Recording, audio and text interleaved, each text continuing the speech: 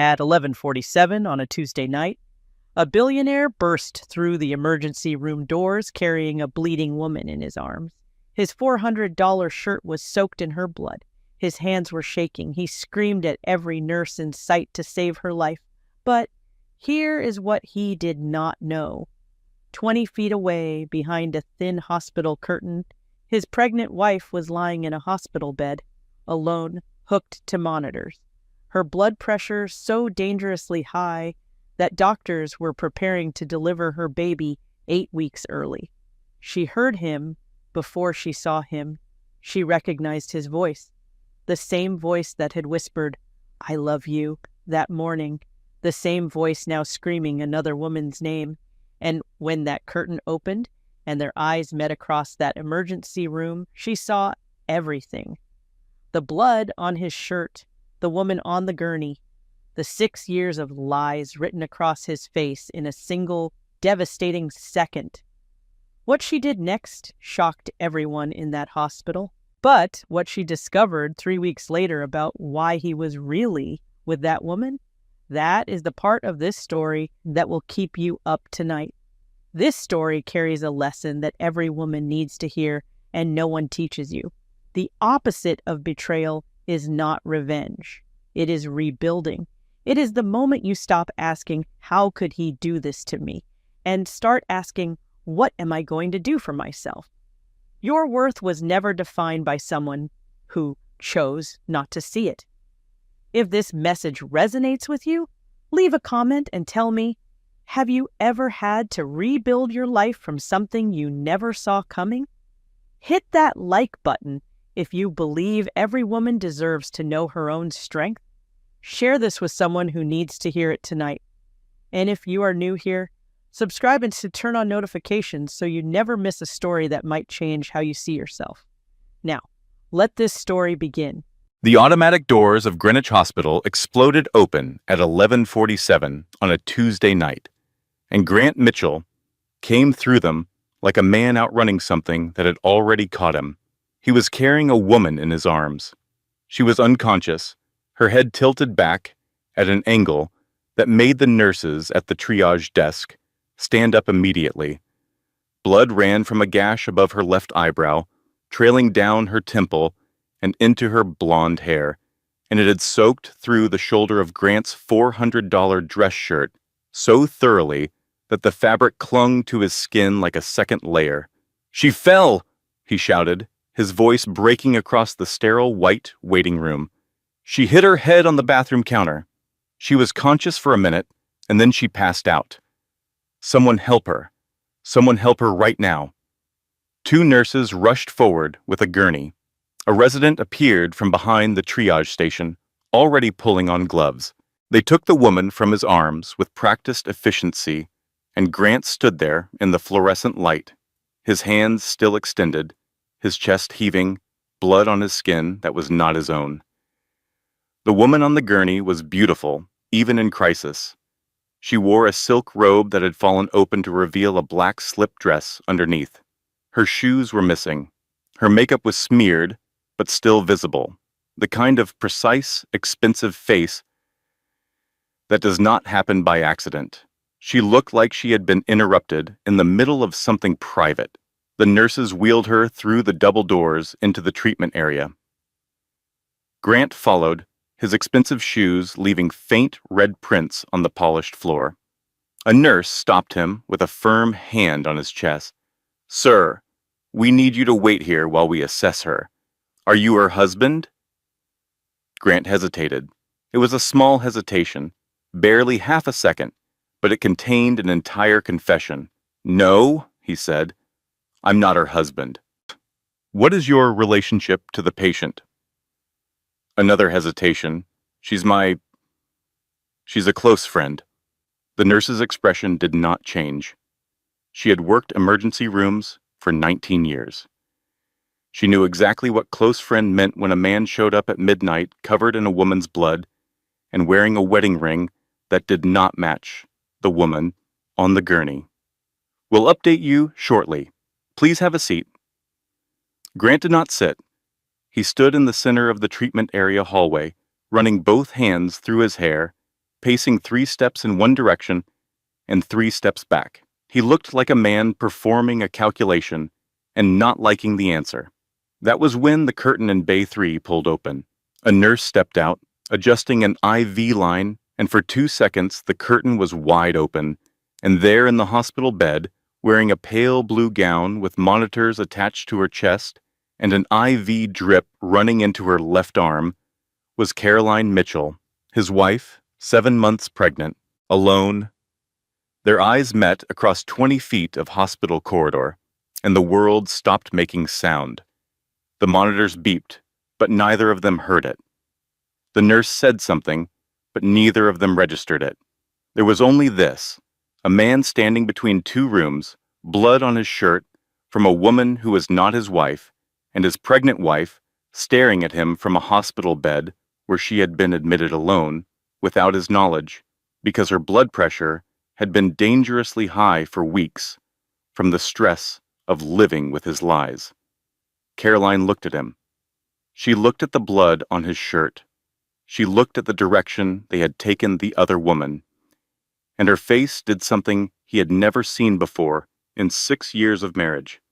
It went completely still, not angry, not hurt.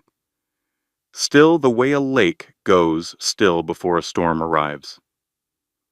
Grant opened his mouth. "Carrie, Don't," she said. Just the one word, quiet as a door closing.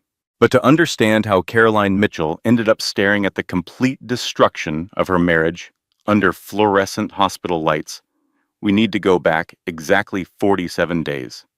Jumped. 47 days earlier, the Mitchell estate in Greenwich, Connecticut, looked the way it always looked in early October. The maple trees along the driveway had turned the particular shade of gold that real estate photographers dream about. The hydrangeas Caroline had planted the first spring after they moved in were fading into their autumn colors, soft blues turning to dusty purple. The house itself was a 6-bedroom colonial that Grant's architect had designed to look like old money, even though it had been built only 8 years ago. Caroline stood in the kitchen at 7 in the morning, barefoot on the heated stone floor, making coffee in the French press because the espresso machine Grant had bought was too complicated and she had never learned to use it. She was 5.5 months pregnant, and the baby was active this morning, nudging and shifting as she moved around the kitchen. She loved this time of day. The house was quiet. Grant had already left for the city, his Tesla pulling out of the driveway while it was still dark. The cleaning service would not arrive until 9. For these 2 hours, the enormous house felt almost cozy, almost hers. Her phone buzzed on the marble counter. Maggie. "Good morning, Your Honor," Caroline said, smiling. "I'm not a judge, Carrie. I'm a divorce attorney. Very different energy. Same bossy voice." Her sister Maggie Brennan was 3 years older, lived in Hartford, and had built one of the most respected family law practices in the state. Through a combination of fierce intelligence and the kind of direct honesty that made some people uncomfortable and made her clients feel safe. "I'm calling because I had a dream about you," Maggie said. "You were in a big house all by yourself, and the doors were locked from the outside. Very on the nose. My subconscious has no subtlety." "I'm fine, Maggie. I know you're fine. You're always fine. That's what worries me." There was a pause, and then Maggie's voice shifted into the tone Caroline recognized as her professional voice, leaking into personal conversation. "Hey, random question. Do you have your own bank account? Not a joint account. Something in your name only. Maggie, I'm serious. Separate from anything Grant has access to. We have a joint account. It has plenty of money in it. I don't need..." "Carrie, listen to me. I'm a divorce lawyer. I've sat across from hundreds of women, and do you know what every single one of them has in common? The ones who come in unprepared, I mean. They all say the same thing. They say, 'We had a joint account. He handled the finances. I didn't think I needed my own money.' And then they're sitting in my office with nothing. I'm not going to be sitting in your office. No one thinks they will. Just promise me you'll open a separate savings account. Put a little in it every month. Not because anything is wrong. Because being smart is not the same as being suspicious. Caroline poured her coffee and added cream. You really can't turn it off, can you? I was born this way. It's a curse. How's my niece? Active. She kicked me so hard last night, I spilled water all over the bed. That's my girl, already causing trouble. They talked for another 10 minutes about Maggie's upcoming case and whether their father would be difficult at Thanksgiving and the new Italian restaurant in Hartford that Maggie said made the best carbonara outside of Rome, which was a bold claim for a woman who had never been to Rome. After they hung up, Carolyn stood alone in the big kitchen and drank her coffee slowly. The house was very quiet. The baby shifted inside her, and she put one hand on her belly, and she thought about what Maggie had said about the bank account. She thought about it for almost a full minute. Then she rinsed her cup and went upstairs to work on the nursery, and she did not think about it again for a long time. That was her first mistake. The signs were there if you knew how to look. And the problem was that Caroline did know how to look. She simply chose not to. Grant had always been a man of routines. He woke at 5:15, showered for exactly 8 minutes, dressed in the walk-in closet that was larger than the apartment Caroline had lived in during nursing school, and left the house by 6. He returned between 7 and 8 in the evening, sometimes later, if there was a client dinner or a closing. But over the past 2 months, the routine had shifted. The changes were small. The kind of small that is easy to explain away individually, but impossible to ignore when you line them all up. He had started going to the gym at 5 in the morning, which meant waking at 4:30, which meant he was dressed and gone before Caroline opened her eyes. He had never cared about the gym before. He played tennis on weekends and called it sufficient. His phone was always face down on surfaces now. He used to toss its screen up on the kitchen counter while he poured a drink. And sometimes she would see texts from his business partner or his mother scroll across the notification bar. Now the phone lived face down, and when it buzzed, he picked it up immediately and tilted the screen away from her, a gesture so natural it almost seemed unconscious. He smelled different. Not dramatically, not like another woman's perfume, which would have been obvious and almost merciful in its clarity. He smelled like a new cologne, something sharp and modern that was not the Tom Ford she had bought him every Christmas since they started dating. When she mentioned it, he said the store had been out of his usual and he had tried something new. He said this without looking up from his laptop, which told her nothing and everything. And then there was the anniversary. Their 6th wedding anniversary fell on a Thursday in mid-October. Caroline had been planning for it quietly for weeks. She had ordered beef Wellington from the specialty butcher in Greenwich, because it was what they had eaten on their first date at that tiny restaurant in the West Village, the one with the exposed brick and the candles jammed into wine bottles, the one that closed 2 years ago like so many good things. She set the dining room table with the wedding china. She lit candles. She wore the pale blue dress from their honeymoon dinner in Santorini. The one Grant had said made her look like she had been painted by someone who understood beauty. She had to leave it unzipped in the back because of the pregnancy, but from the front, it still looked the same. She was ready at 7. At 8, she texted him, "Dinner is ready whenever you get here. Drive safe." At 9, he replied, "Running late. Don't wait up." She waited. The candles burned down through their first inch, then their second. The beef Wellington went from perfect to warm to room temperature. She ate a small portion alone at the long dining table, then covered his plate in foil and put it in the refrigerator.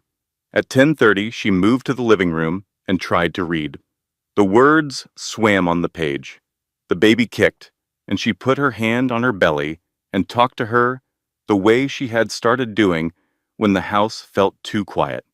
"Your daddy's working late," she said. "He works a lot, but he's building things, important things. That's what he says." At 11:47, headlights swept across the living room curtains. She heard the garage door, his footsteps in the mudroom. Grant walked into the living room, loosening his tie. He looked polished and slightly flushed, the way a person looks after a glass of wine and good conversation. He saw her on the couch. "Hey," he said, "you're still up." She looked at him and decided to give him the chance. "Do you know what today is?" He stopped. His face did a rapid series of calculations, and she watched every one of them, and the answer he arrived at was written in the slight widening of his eyes. "Oh," he said, "was that tonight?" She did not cry. She wanted to, and the wanting to was almost worse than the crying would have been, because it sat in her chest like a stone, and she had to breathe around it.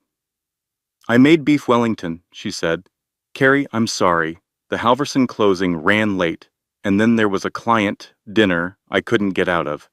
You know how these things go." She nodded. She did know how these things went. That was the problem.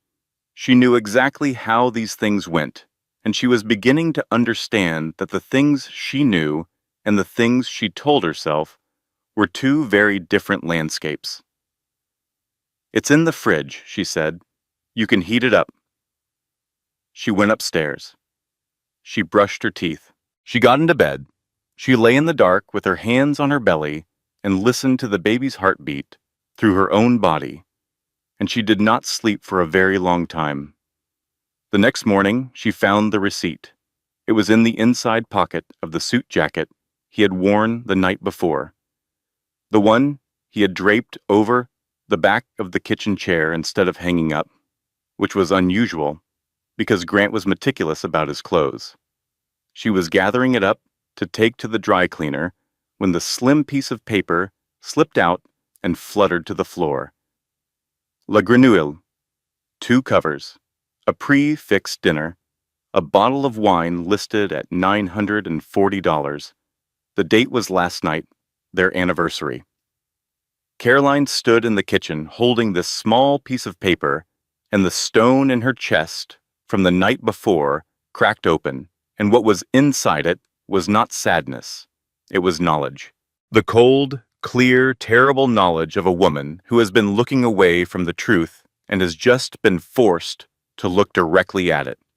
He had been at dinner, a $900 dinner for 2, on their anniversary, while she sat at their dining room table with beef Wellington going cold and candles burning down to nothing. She put the receipt back in the pocket. She took the jacket to the dry cleaner. She went to her OB appointment. She bought groceries. She assembled 3 more pieces of the nursery furniture that Grant had promised to help with. She told herself there was an explanation. There was, of course, an explanation. It was just not the one she wanted. 2 weeks passed, and Caroline became a detective in her own home. She did not plan this. She did not wake up one morning and decide to start investigating her husband. It was more like a door had been opened in her mind that she could not close, and through that door, she could see things she had been trained by love and habit not to notice. She noticed that Grant's gym bag, which used to live in the mudroom, now traveled with him everywhere, including into his home office, which he locked when he left it. She noticed that he had changed the password on his laptop. It used to be their wedding date. She tried it one evening while he was in the shower, and the screen rejected it 3 times. She noticed that he took phone calls on the back patio even when it was 40 degrees outside, and that when he came back in, his face had a particular expression that she could only describe as the expression of a man who has just been somewhere pleasant and is now returning to somewhere ordinary. And she noticed the second phone. It was a Wednesday morning, early November. Grant had left for the gym at 4:30 as usual. His gym bag was sitting in the mudroom where he had dropped it the night before, which was unusual. He normally took it with him to the gym. Perhaps he had been in a rush. Perhaps he had forgotten. Caroline stood over the bag for a full minute, her bare feet cold on the tile floor, her heart beating in a way that felt too fast for someone standing still. She knew that opening this bag would change something. She did not know exactly what, but she understood, with the bone-deep intuition that pregnant women sometimes develop, that whatever was inside this bag would redraw the map of her life. She unzipped it. Under the gym clothes and the protein shaker and the wireless earbuds, there was a phone. It was not Grant's phone. His phone was the latest model in a black case. This phone was older, in a plain dark blue case, the kind of disposable prepaid phone you could buy at any convenience store. She picked it up. The screen was locked, but as she held it, a text notification slid across the display. "Last night was incredible. I can still feel you." And then a single initial. S. Caroline's hands began to shake so violently that she almost dropped the phone. She read the message twice, 3 times, 4 times, as though reading it again might change the words, might rearrange them into something innocent, something that could be explained away with the same logic she had been using to explain everything else. It could not be rearranged. She put the phone back exactly as she had found it. She zipped the bag. She stood up. The baby kicked her hard, right beneath her ribs, and she gasped and put both hands on her belly and bent forward slightly, and for a moment she was not sure if the pain was from the kick or from something else entirely. She walked to the kitchen.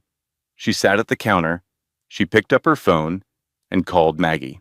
Her sister answered on the second ring with the alertness of someone who is accustomed to receiving emergency calls. "What's wrong?" "I found a phone," Caroline said. Her voice sounded strange to her own ears, flat and distant, as though it belonged to someone standing in another room. A second phone, in his gym bag. There was a text from someone signed S. It said... She closed her eyes. It said, "Last night was incredible. I can still feel you." Silence on the line, then Maggie's voice. Very calm, very controlled, the voice she used in depositions. "Where is Grant now?" "The gym." "Where's the phone?" "I put it back." "Good. That was exactly right. Do not touch it again. Do not confront him. Do not mention this to anyone except me. Can you get to my office today, Maggie? Maybe it's not... Carrie." Her sister's voice was gentle, but immovable. "You know what that message means. You don't need me to tell you." Caroline sat in the kitchen of her beautiful house and felt the world tilt beneath her like a ship taking on water. She put one hand on the counter to steady herself.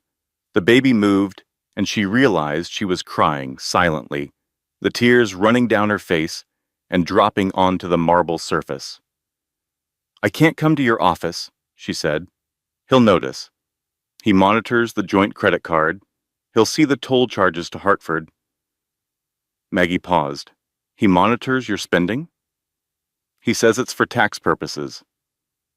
Another pause, longer this time. "Carrie, listen to me carefully. I want you to..." But that evening, Grant came home with flowers. Not just any flowers. White peonies, her favorites. A bouquet so large he could barely hold it with one arm. He walked into the living room where she was sitting with a book she was not reading, and he put the flowers on the coffee table and got down on his knees in front of her and placed both hands on her belly with a tenderness that felt so real she almost could not breathe. "I know I've been terrible," he said. His eyes were glistening. His voice cracked on the word terrible. "I know I've been absent. I know you've been doing all of this alone. The nursery, the appointments, all of it. And I'm sorry, Carrie. I am so sorry." She looked at his face. This face she had loved since she was 26 years old. This face she had chosen over every other face in the world. This baby deserves better, he said. You deserve better. Give me a chance to prove it. Please. And because hope is the most stubborn thing inside a human heart, because the alternative was too enormous and too frightening to face while pregnant and alone, and in love with a man who was kneeling in front of her with tears in his eyes, Caroline Mitchell chose to believe him. She put her hands over his hands on her belly, and she said, "Okay." That was her second mistake. For 2 weeks, Grant Mitchell was the man Caroline had married. He came home by 6:30 every evening. He cooked dinner twice, badly but earnestly, burning the garlic both times and setting off the smoke detector once, which made Caroline laugh so hard she had to sit down. He went to her OB appointment and held her hand during the ultrasound, and when the technician pointed out the baby's spine on the monitor, his eyes filled with tears that looked genuine because they were. That was the cruelest part. The tears were real. The love was not absent. It was simply not enough to compete with whatever else was living inside him. And Caroline did not know that yet. He rubbed her feet while they watched television. He brought her decaf coffee in bed on Saturday morning. He booked a weekend trip to Vermont, a bed and breakfast near Stowe that a colleague's wife had recommended. And when he told her about it over dinner, his face had the particular brightness of a man who believes he can outrun the consequences of his own choices. A baby moon, he said, before everything gets crazy. Caroline smiled. Everything is already crazy. Then a calm before the crazy. Just us. No phones, no emails, no work. She wanted to believe this so badly that the wanting became a physical sensation, a warmth spreading through her chest like the first sip of tea on a cold morning. She called Maggie and told her. He's really trying, she said. The flowers, the appointments, now Vermont. I think the phone thing, maybe it was nothing. Maybe I misread it. Maggie was quiet for a long time, long enough that Caroline heard the clock ticking on Maggie's office wall. You didn't misread it, Maggie said finally. But I hear you. Just promise me one thing. What? Open that bank account. If he's really changed, it won't matter. If he hasn't, it'll matter more than you can imagine. Maggie, promise me? Fine, I promise. She did not open the account. The Vermont weekend was beautiful. The bed and breakfast was a converted farmhouse with wide plank floors and quilts on the beds and a fireplace in the common room that smelled like birchwood and cinnamon. They walked through a covered bridge in the afternoon light. They bought apple cider donuts at a farm stand and ate them in the car with powdered sugar on their fingers. Grant held her hand in public, which he had not done in months, and something about the simple weight of his palm against hers made her feel anchored in a way she had been missing. That night, they sat on the porch of the farmhouse, wrapped in a blanket, watching the stars appear one by one over the green mountains, and Grant said, I want to name her Lily. Lily? Caroline turned to look at him. After my grandmother, she was the only person in my family who was completely kind. No agenda, no conditions, just kind. Caroline felt something shift in her chest. Lily Mitchell, she said, trying the name. It felt right. It felt like the beginning of something. She fell asleep in the car on the drive home, her hand resting on her belly, her head against the window. She felt safe for the first time in weeks. The fear she had been carrying since the phone, since the receipt, since the nights alone at the dining room table, it was still there, but it had gone quiet, like a voice calling from a room she had closed the door to. She woke up because the car had stopped. They were at a gas station somewhere on Interstate 91. The dashboard clock said 1:14 in the morning. Grant was not in the driver's seat. She sat up and looked through the windshield. He was standing 20 feet away, near the air pump, his back to the car, his phone pressed to his ear, not the regular phone. The conversation was animated, his free hand gesturing, his body language tight and private, the posture of a man talking to someone he did not want overheard. Caroline watched him for 15 seconds. He did not know she was awake. In those 15 seconds, she saw his face and profile, illuminated by the gas station fluorescence, and the expression on it was not the expression of a man dealing with a work emergency. It was tender. It was intimate. It was the expression he had worn 2 hours ago when he suggested the name Lily. He turned and saw her watching through the windshield. He hung up immediately, walked back to the car, got in, smiled. "Work emergency," he said. "The Singapore team doesn't understand time zones." He started the car. She said nothing. She looked out the window at the dark highway and felt the door she had closed swing open again, and the voice on the other side was louder than before, and it was saying the thing she did not want to hear. She was still looking out the window when they pulled into the driveway at home, and Grant reached over and squeezed her hand and said, "That was a perfect weekend." "It was," she said. She went inside and lay awake until dawn. She decided to go to his office on a Monday. The decision was not dramatic.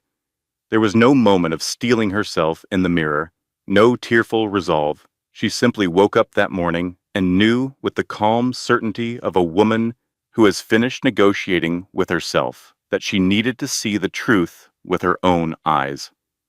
Everything else, the phone, the receipt, the gas station call, was evidence. But it was evidence she could argue with. She needed something she could not argue with. She made lunch. Turkey and avocado on sourdough, the sandwich he had loved since college. She packed it in a brown bag with a napkin and a bottle of sparkling water and a cookie from the bakery in town, and she drove to Manhattan. The Mitchell Pinnacle Group occupied floors 38 through 41 of a glass tower in Midtown. Caroline had been there many times for holiday parties and investor dinners, always on Grant's arm, always in a dress he had chosen, always performing the role of the billionaire's wife, with the particular smile that says, "I am happy to be here," without saying anything else. Today she was wearing jeans and a cashmere sweater stretched over her 7-month belly, and she was carrying a brown paper bag, and she looked like exactly what she was, a pregnant woman bringing her husband lunch. The receptionist on the 40th floor was a young woman named Becca, who had always been friendly. Today, Becca's face did something complicated when she saw Caroline step off the elevator. "Mrs. Mitchell, hi. Mr. Mitchell is in a meeting right now. Let me call up and I'll surprise him," Caroline said, smiling. "Just dropping off lunch." Becca opened her mouth and then closed it. The hesitation was small, but Caroline caught it the way you catch a bird moving in your peripheral vision. It was the hesitation of someone who knows something you do not and is deciding in real time whether to protect you from it. "Of course," Becca said. "You know the way." Carolyn walked down the corridor toward Grant's corner office. The hallway was long, lined with glass-walled conference rooms and framed photographs of Mitchell Pinnacle developments. She passed the executive kitchen where she could smell fresh coffee. She passed Jake Holloway's office. The door closed. She passed the small lounge area where Grant's executive team sometimes gathered for informal meetings. Grant's office door was at the end of the hall. It was slightly ajar. She heard laughter first. A woman's laughter, low and confident, the kind of laugh that is performed as much as felt. Then Grant's voice, also low, The particular register he used when he was being charming, which was always, but this was a specific kind of charming, an intimate kind. Caroline stopped walking. She stood in the corridor holding the brown paper bag with the turkey sandwich inside it, and she listened, and every cell in her body told her to turn around, to walk back to the elevator, to take the sandwich home and eat it herself and continue the careful architecture of not knowing. She pushed the door open. Grant was sitting on the edge of his desk. His suit jacket was off, his sleeves rolled to the forearms, and he was leaning back slightly in the posture of a man who is comfortable and wants the person in front of him to know it. The woman standing in front of him was tall, blonde. She wore a black dress that fit like it had been sewn onto her body, and heels that put her at eye level with Grant's 6-foot frame. She was standing close to him, very close. Her hand was on his chest, her fingers spread against his shirt, and they were both leaning in, their faces close enough to share breath. They turned when the door opened. Grant's face went through a sequence of expressions so rapid, it was like watching someone flip through television channels. Surprise, fear, calculation, and then the one he settled on, a careful, manufactured calm. The woman did not flinch. She looked at Caroline with the unhurried assessment of someone examining a painting in a gallery, her eyes moving from Caroline's face to her belly, to the paper bag in her hand and back to her face. And then she smiled. It was not a nervous smile. It was not an apologetic smile. It was the smile of a woman who has been waiting for this moment and is pleased to discover it is exactly as satisfying as she imagined. "You must be Caroline," she said. Her voice was smooth and rich, like something expensive being poured. "I'm Sloane. I've heard so much about you." The brown paper bag slipped from Caroline's hand. It hit the marble floor with a soft thud, and the sparkling water bottle rolled out and came to rest against the leg of Grant's desk. Grant stood up from the desk. "Carrie, this isn't... Don't." The word came out of her like a reflex, the same way your hand pulls back from something hot before your brain registers the burn. "Don't you dare say it isn't what it looks like." Sloane watched this exchange with her arms folded, her weight on one hip, the smile still in place. She looked like a woman watching a scene she had rehearsed in her mind many times. Caroline turned and walked to the elevator. She did not run. Running would have given them something to react to, something dramatic they could retell later, with appropriate concern in their voices. She walked with the measured steps of a woman holding herself together through sheer force of will, because she knew that if she stopped, if she let even one crack open, she would collapse on this corporate carpet, and she would not be able to get up. The elevator doors opened. She stepped inside. She pressed the lobby button. The doors closed. In the polished steel reflection of the elevator walls, she saw herself, pregnant, alone, holding nothing. The turkey sandwich was still on Grant's office floor. She put both hands against the elevator wall and breathed, in and out, in and out. The baby shifted, and she said to her, very quietly, "It's okay. It's going to be okay." She did not believe it, but she said it anyway, because sometimes the saying is the first step toward the believing, and right now it was the only step she could take. She drove to Maggie's apartment in Hartford. She did not remember the drive later. She remembered getting on the highway, and she remembered pulling into Maggie's parking lot, and the 60 minutes between those 2 points were simply gone, erased by a grief so enormous it consumed everything around it like a fire consuming oxygen. Maggie opened the door and saw her face and said nothing. She simply stepped aside and let Caroline walk in, and then she closed the door and guided her to the couch and sat beside her and waited Caroline cried. She cried in a way she had not cried since their mother died 4 years ago. Not elegant tears, not the photogenic sadness of movies. This was ugly crying, the kind that comes from the deepest part of a person, the kind that shakes your whole body and makes sounds that do not sound human. She cried for 20 minutes while Maggie held her, one hand on her back, rubbing slow circles the way their mother used to when they were children. When it slowed, Maggie got up without a word, made tea, set it on the coffee table, and sat back down. "Tell me everything," she said. Caroline told her, the receipt, the phone, the gas station, the office, Sloane's smile. The way she said heard so much about you, as though Caroline were a character in a story, rather than a person, standing in front of her. Maggie listened without interrupting. When Caroline finished, Maggie took a breath and her face changed. The sister disappeared. The attorney arrived. "Okay," Maggie said, "now we fight. And I need you to hear me, Carrie, because everything I'm about to say matters. First, we document everything. The phone, the texts, the receipt, what you saw today. I need dates, times, every detail you can remember. Write it down tonight. Maggie? Second, you are opening a bank account in your name tomorrow. Not next week, tomorrow. I'll go with you. We're putting money in it. He'll notice. He watches the joint account. Then we'll fund it differently. I'll transfer money to you as a loan.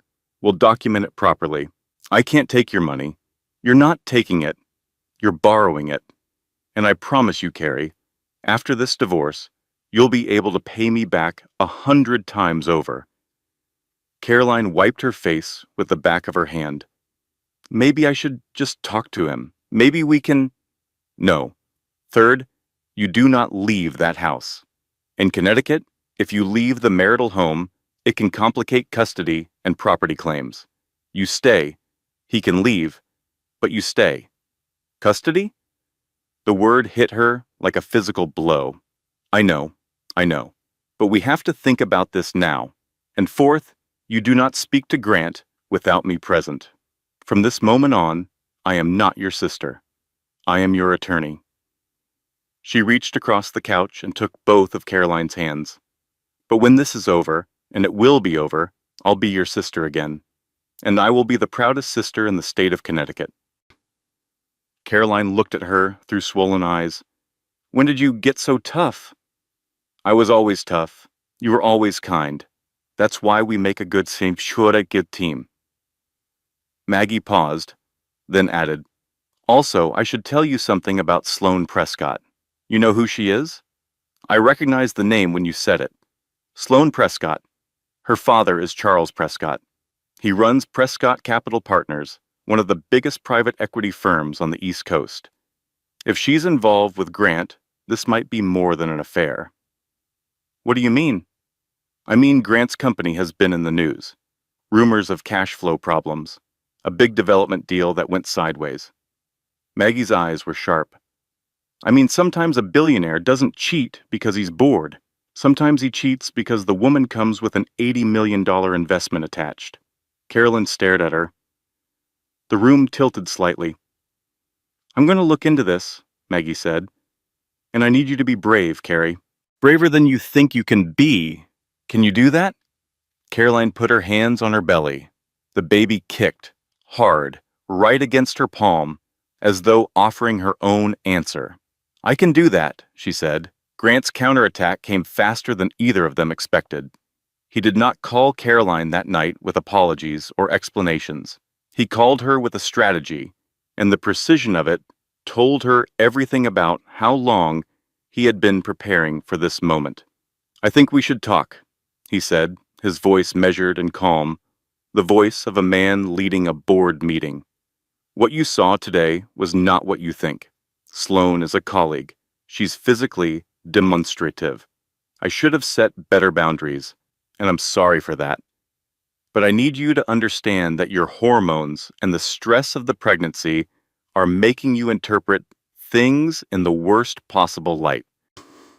Caroline held the phone and listened, and she recognized what he was doing because she had been living inside it for years without knowing its name. He was not explaining, he was rewriting. He was taking her reality, the things she had seen with her own eyes, and reshaping it until it fit inside a version of events where he was reasonable and she was unwell. Maggie was sitting beside her, listening on speakerphone. She wrote on a notepad in large letters and held it up. "He is lying. You saw what you saw." Carolyn said nothing to Grant. She let him talk. She let him explain and rearrange and minimize. And when he was finished, she said, "Good night, Grant," and hung up. Then Grant brought in Helen. His mother called the next morning, her voice warm and concerned, the particular warmth of a woman who has been managing difficult situations with grace for 40 years and has perfected the art of making threats sound like kindness. "Caroline, darling, Grant told me you've been under a lot of stress. I'm worried about you." She paused. "I'd love to take you to lunch. Just us girls." They met at the Greenwich Country Club. Helen Mitchell was elegant in a cream blazer and pearls, her silver hair perfectly styled, her posture the posture of a woman who has never been uncertain about anything in her life. She ordered for both of them, without asking, lobster bisque and a Cobb salad, and she waited until the waiter left before she leaned forward. "Sweetheart, I know my son can be difficult. All Mitchell men are. His father was the same way. But marriages survive these things. Good marriages, strong marriages, they survive because the women in them understand something important." She stirred her bisque with delicate precision. "The important thing is the family. The baby. The name." She looked up, and her eyes were steady and clear. "If you make this public, if you involve outside attorneys, I want you to understand something. The Mitchell family has resources that are considerable. We will protect our name. We will protect our grandchild. And we will do whatever is necessary to ensure that child grows up in a stable home." She reached across the table and patted Caroline's hand. "Do you understand what I'm saying, dear?" Caroline understood perfectly. She was being told, in the gentle language of the upper class, that if she fought, she would be destroyed. She drove home from that lunch and sat in the driveway for 15 minutes, hands on the steering wheel, staring at the house she had decorated, and the hydrangeas she had planted, and the life she had built around a man who was now using his own mother as a weapon against her. Then came the custody letter. Grant's attorney, a partner at one of the largest firms in New York, sent Maggie a formal letter stating that if divorce proceedings were initiated, Grant Mitchell would seek primary custody of the unborn child on the grounds that Caroline Mitchell demonstrated a pattern of emotional instability, citing her documented history of anxiety and depression during fertility treatments, statements from associates who observed erratic behavior, and concerns about her ability to provide a stable environment. Maggie read the letter, and her face went white with fury. "He's been building a case," she said. Her voice was quiet, which was more frightening than shouting. "This wasn't reactive, Carrie. He's been preparing for this. The medical records, the witnesses. He started gathering this long before you found that phone."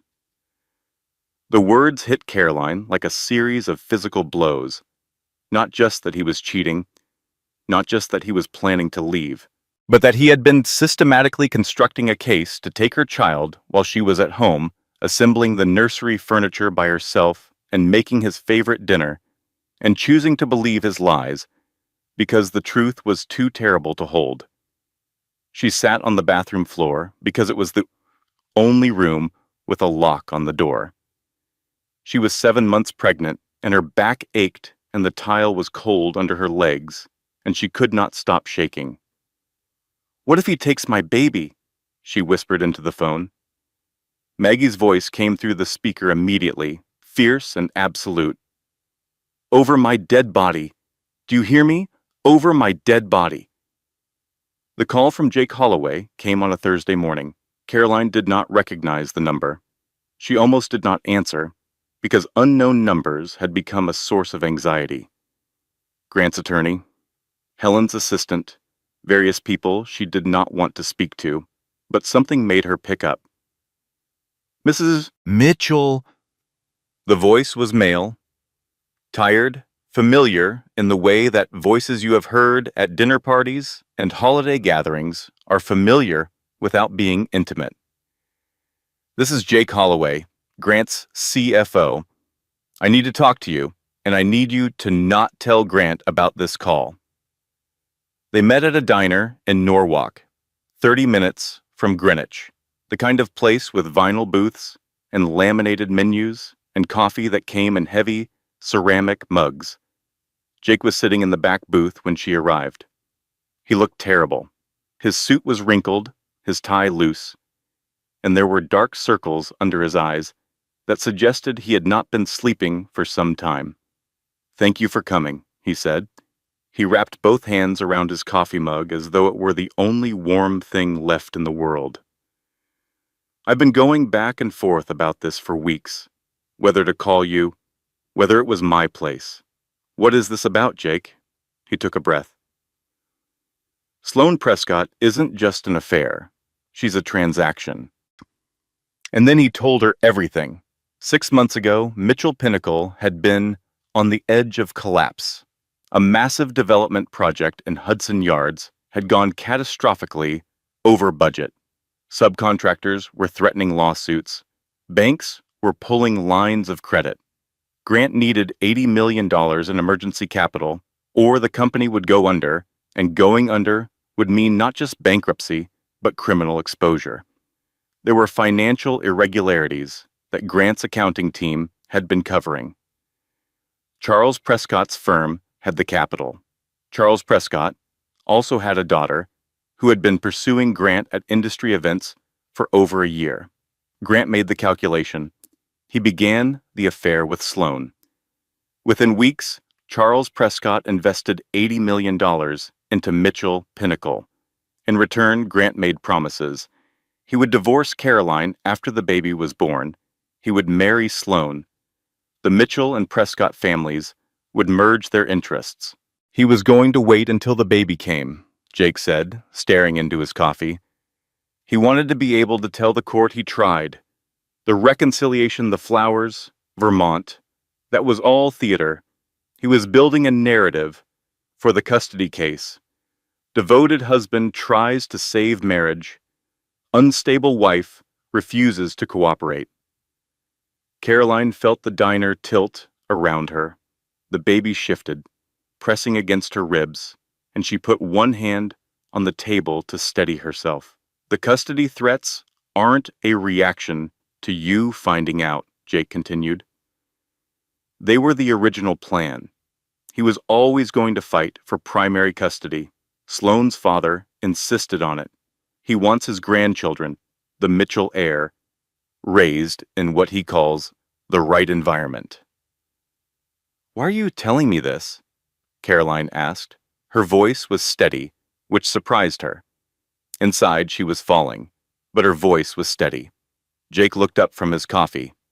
His eyes were red-rimmed. "Because I have a daughter. She's 4. Her name is Emma.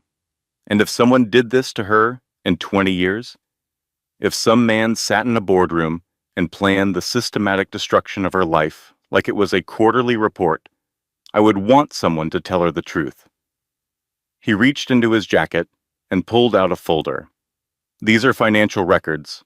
Offshore accounts Grant set up in the Caymans. Shell companies. He's been moving marital assets for over 2 years. There's a Swiss account with $34 million in it that Caroline, that you, have no idea exists." She took the folder. It was heavy. "And there's something else," Jake said. "He's been paying Sloane over $6 million in consulting fees routed through a company she owns. Your money, Caroline. He's been paying his mistress with your money." Caroline sat in the vinyl booth of the diner in Norwalk, Connecticut, holding a folder full of evidence that her husband had not just betrayed her, but had engineered her destruction with the same precision he used to develop luxury condominiums. She thought about the beef, Wellington. She thought about the candles burning down. She thought about the way he had put his hands on her belly and said, "Give me a chance," and how she had believed him because she loved him, and how that love had been a tool he used against her the way a locksmith uses a pick. She did not cry. Something in her had moved past crying. It had moved into a place that was cold and clear and absolutely certain. "Thank you, Jake," she said. She put the folder in her bag. She stood up and left money on the table for her coffee. She called Maggie from the car. "File everything," she said. "All of it. I want it public." "Are you sure?" "He was planning to take my daughter. He was paying his mistress with my money. He turned his own mother into a weapon. And he did it all, while rubbing my feet and pretending to cry at our baby's ultrasound." She paused. "I'm sure." "Then let's go to war," Maggie said. Maggie went nuclear, and when Maggie went nuclear, the fallout was spectacular. She filed an emergency motion for exclusive possession of the marital home, arguing that Grant's documented deception and the financial manipulation created an environment of psychological harm for a high-risk pregnancy. The judge, a woman named Patricia Reeves, who had seen every kind of domestic betrayal in her 30 years on the bench, reviewed the evidence, looked at Grant's attorney over the top of her reading glasses, and granted the motion within 48 hours. Grant was ordered to vacate the Greenwich estate. He moved into the Manhattan apartment where Sloane had cracked her head on the bathroom marble, which was fitting in a way that neither of them appreciated. Maggie subpoenaed Mitchell Pinnacle's financial records. She contacted Charles Prescott's firm directly and informed them, with the particular calm of an attorney holding a winning hand, that their $80 million investment might be entangled in fraud, since Grant had used marital assets as collateral without his spouse's knowledge or consent, which in Connecticut required spousal notification. Charles Prescott did not become a billionaire by ignoring legal threats. He froze the investment pending review. Mitchell Pinnacle's stock dropped 15% in a single trading day. The Wall Street Journal ran an item about leadership instability at the firm. Grant's board of directors requested an emergency meeting. For 1 week, it worked. Caroline sat in her house, with the nursery finally finished and the hydrangeas dormant in the autumn cold, and her daughter kicking steadily inside her, and she felt something she had not felt in months. She felt powerful. She was eating ice cream on the couch, watching Grant's stock price continue its descent on the financial news channel, and she said to her belly, "Your father's net worth just dropped $40 million. Don't worry, you won't remember any of this, but Mommy will." Then everything went wrong at once. It started with the phone call from her OB. Her latest blood work was alarming. Her blood pressure, which had been elevated for weeks, had crossed into dangerous territory. The diagnosis was severe preeclampsia, and the doctor's voice carried the particular weight of a medical professional who needs a patient to understand the gravity of what is being said. "Mrs. Mitchell, if your blood pressure doesn't come down, we may need to deliver this baby early. At 30 weeks, that carries significant risks. I need you to understand that this is serious. You need to reduce stress immediately." Caroline. Caroline hung up and sat in the nursery she had built by herself, surrounded by tiny clothes in soft pinks and whites, folded neatly in dresser drawers, waiting for a baby who might have to arrive too soon into a world that had become too hostile. She put her hand on her belly. "Not yet," she whispered. "Stay in there a little longer. I know it's loud out here. I know everything is scary, But stay in there. I'll make it better. I promise." Then, on a Tuesday night at 11 o'clock, she began to feel dizzy. Her vision blurred at the edges. She tried to call Maggie, but her phone went to voicemail. She drove herself to Greenwich Hospital, gripping the steering wheel with both hands, breathing through the waves of lightheadedness, talking to the baby the entire way. Dr. Thomas Whitfield was on duty. They had been friends in college, years ago, before she married Grant, and moved into a world that did not include old friends from ordinary lives.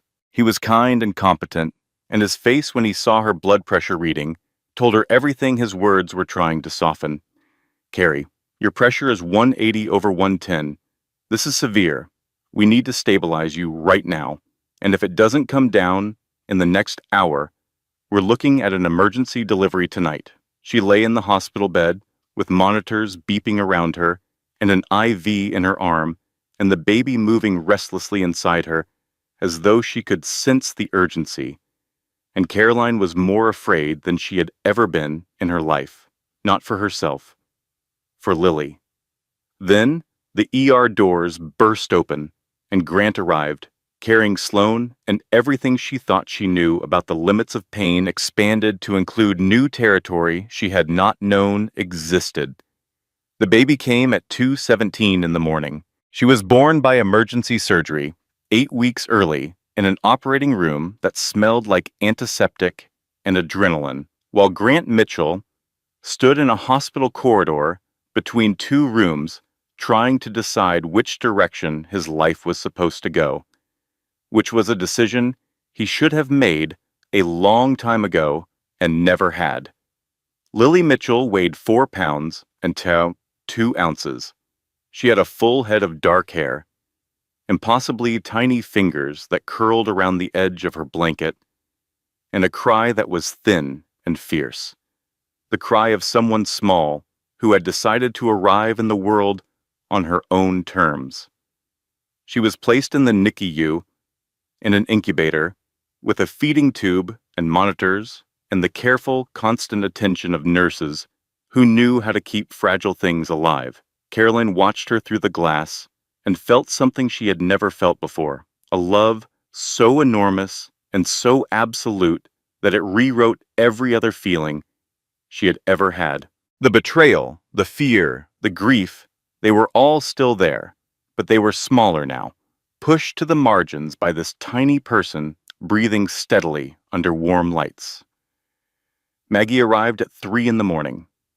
She had driven from Hartford at a speed that would have cost her license if any state trooper had been paying attention. She walked into Caroline's room, saw her sister in the hospital bed, with tubes and monitors and a pale, exhausted face, and then looked through the window at the incubator where Lily lay sleeping, and Maggie Brennan, who had maintained her composure through hundreds of brutal depositions and custody battles and divorce proceedings, burst into tears. "She's perfect," Maggie said, pressing her hand against the glass. "She's early," Caroline said, "but she's here. She's a Brennan woman. We always show up early and make an entrance." Caroline laughed, and the laughing hurt her incision, and she did not care. In the days that followed, the truth spread the way truth always does, when it has been contained too long. The ER incident had witnesses, 2 nurses, a security guard. An entire emergency room had watched a billionaire carry his mistress through the same doors where his pregnant wife was in crisis. The story leaked within 24 hours, but the real explosion came from an unexpected source. Helen Mitchell called Maggie and requested a meeting. Maggie went expecting another threat, another display of cashmere-wrapped intimidation. She prepared her sharpest responses. Instead, Helen slid a folder across the table. Inside were documents that Grant's own mother had gathered, financial records showing offshore accounts he had hidden from everyone, including his family. Shell companies in the Cayman Islands, art purchases laundered through a gallery in Chelsea, the Swiss account Jake had mentioned, and 3 more that even Jake did not know about. Maggie stared at the folder, then at Helen. Why? Helen's face was stone, but her voice carried the particular fury of a woman whose legacy has been publicly humiliated. Because I told my son that if he embarrassed this family, I would protect the family, not him. He chose to embarrass us. That photograph, my son carrying that woman into the emergency room, while his wife delivered my granddaughter alone, that was in the New York Post. My bridge club saw it. My pastor saw it. The women I have known for 40 years looked at me with pity, and I have never been pitied in my life. She straightened her pearls with a precision that was almost military. I have survived 3 recessions, a husband with a wandering eye and a bout with cancer. I will not survive being pitied at the Greenwich Country Club. Maggie looked at the folder, then at Helen, and said, Mrs. Mitchell, I think this is the beginning of a beautiful and terrifying friendship. The divorce proceedings became a controlled demolition. With Helen's documents, Jake's testimony, the offshore accounts, the $6 million in payments to Sloan, and the ER incident, Grant's legal position collapsed. His custody claim was destroyed when the judge noted that he had been with his mistress during his wife's medical emergency. His financial deception was entered into evidence in its entirety. Charles Prescott, publicly humiliated by the revelation that his daughter had been a paid participant in an orchestrated affair, withdrew his investment entirely and filed his own lawsuit against Mitchell Pinnacle for misrepresentation. Grant tried one last move. He came to the NICU. He stood at the window, looking at Lily in her incubator, this impossibly small person with dark hair and perfect fingers breathing through a tube, and he waited for Caroline. When she arrived, he said, I never wanted this. Which part? She asked. The affair? The theft? The lies? Or the getting caught? I love my daughter. Caroline looked at him. She looked at this man she had married and loved and believed in and been destroyed by. And she felt something she did not expect. Not rage, not grief, something closer to clarity. The particular clarity that comes after a long illness breaks, when the fever drops and the world comes back into focus. Then love her enough to let her grow up, seeing her mother treated with respect, she said. Sign the agreement, give me what I'm owed, and be a father, a real one, when she's old enough to know the difference. He signed. 6 months later, the Mitchell estate in Greenwich looked different than it had a year ago. Not because anything physical had changed. The hydrangeas were blooming again, the way they did every June, blue and purple and endlessly patient. The kitchen still had the heated stone floors. The nursery was finished, finally, and it was occupied now by a baby who had opinions about everything and expressed them at considerable volume.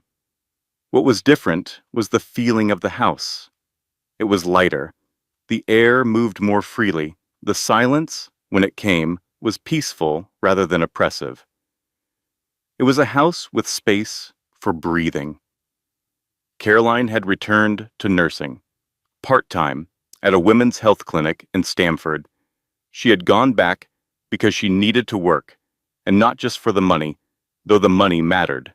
She needed to be a person who did things in the world, who was useful, who had skills that belonged to her and could not be taken away by any man, no matter how rich or how charming.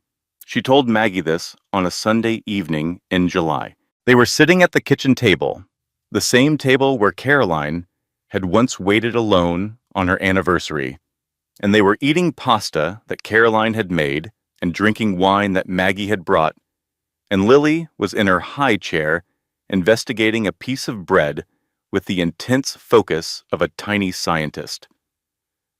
The most important thing I learned from all of this, Caroline said, twirling spaghetti around her fork, is that I should never have stopped working. Not just because of money, even though, yes, absolutely, because of money, but because when you give up the thing that makes you who you are, you hand someone else the power to define you, and they will always define you as less than you are. Maggie raised her glass. Say that again louder for every woman in the back.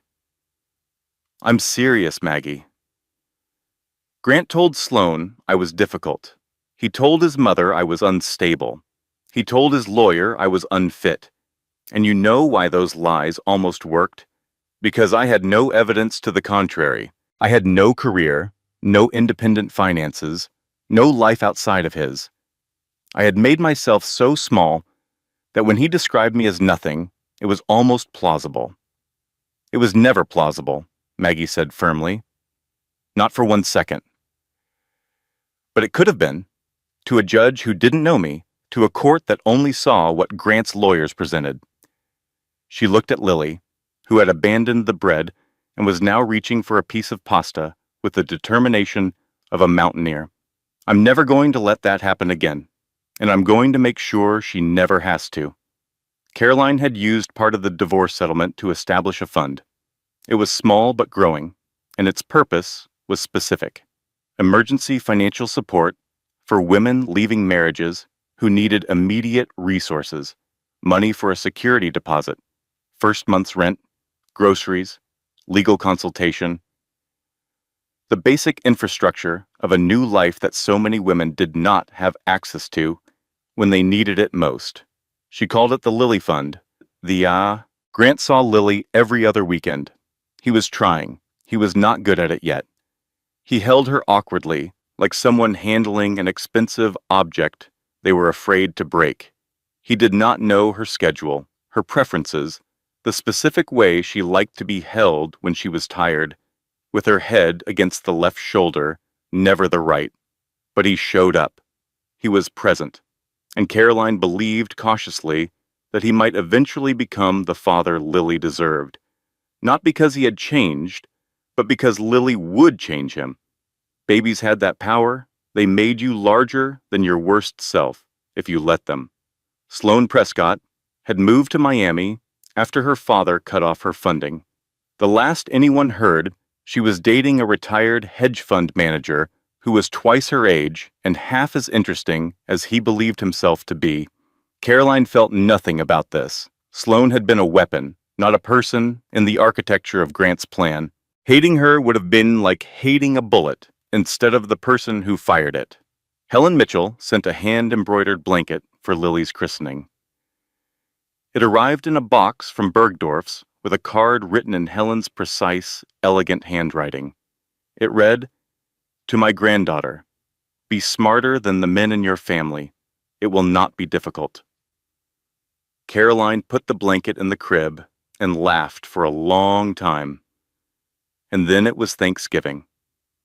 The house was full.